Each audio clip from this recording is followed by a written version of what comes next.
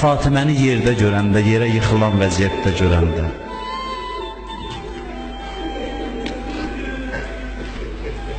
Bir nəfər deyir, mən əyyam-ı Fatimiyədə çox ağladım. Ürəyim yandı, biraz gileyləndim.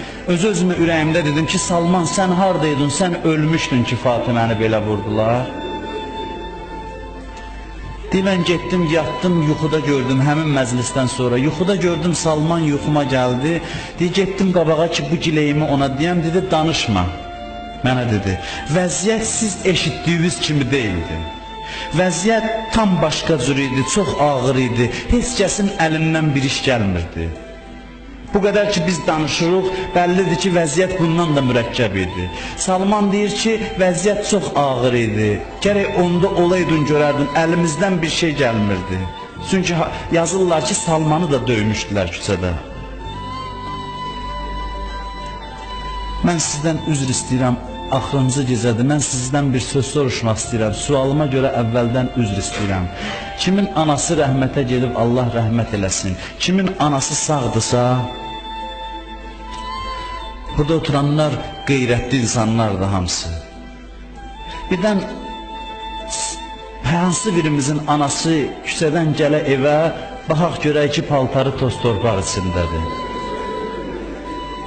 Nə vəziyyətdə olar o? Və bilək ki, yıxılıb ona görə paltarı bu vəziyyətdədir. Birdən bilsək ki, bizim anamızı vurub yıxıblar yerə və paltarı toza batıb, onda nə hala qalar o? İndi bax gör İmam Həsənlə İmam Hüseyn nə vəziyyətdə idilər. Xanım Fatimə Zəhra o vəziyyətdə evə gələndə.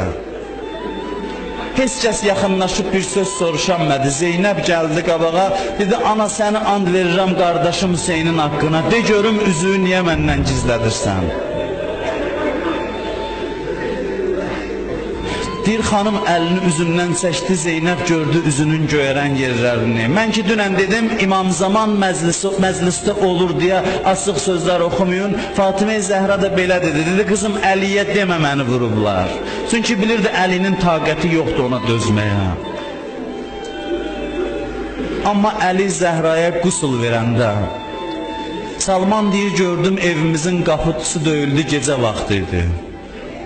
Soruşdum, kimsən, qapını açdım, gördüm Hüseyn dayanıb, əlin qoyub ürəyinin başına. Dedim, bala bu nə vaxtın gəlməkdir, niyə bu vaxtı küçədəsən, niyə gəlmirsən? Dedi, əmi tez gəl, atan çağırır, anam öldü, anam Zəhra dünyadan köçür. Salman deyir, Hüseyn ağlaya gedir, mən də dalıcan gəlirəm. Amma deyir, elə bir mənzərə gördüm, bir adamın evində bir cənazə olsa, deyərlər uşaqlardan ayrı saxlayın, uşaqlar görməsin. Salman deyir, mən içəri gördüm, gəldim, gördüm Həsənlə Hüseyn su gətirirlər, Zeynəb su gətirir, Əli qusul verir Fatimiyə.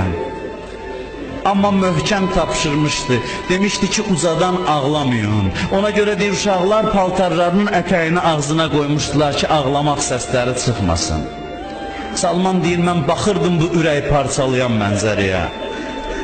Əhl-i Beytin ən məzlum anlarıdır, ən ağır günləridir.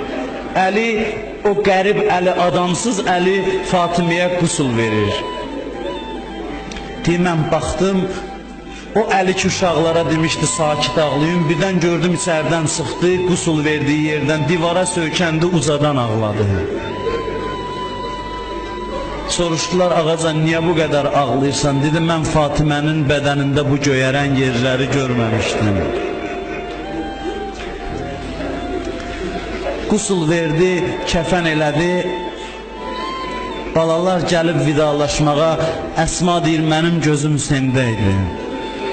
Hərəsi bir dillə anasına dil deyib oxşayırdılar. Mən Hüseynə baxırdım, deyir, gəldi anasının yaralı sinəsindən öpdü, ayaqlarından öpdü.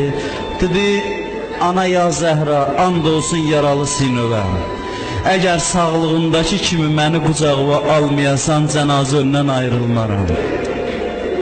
Neçə möcüzə baş verib Əhl-i Beytdən biri də budur. Deyir, and olsun Allaha gördüm, kəfənin bəndi açıldı. Xanım Zəhranın o qamçı dəyən qolları qalxdı göyə, balasını bastı bağrına. İndi Hüseyn ağlayır, Zəhra balasını basıb bağrına. Göydən nida gəldi, Əli ayır Hüseyni Fatimədən, day göydə bir mələk qalmadı ağlamayan.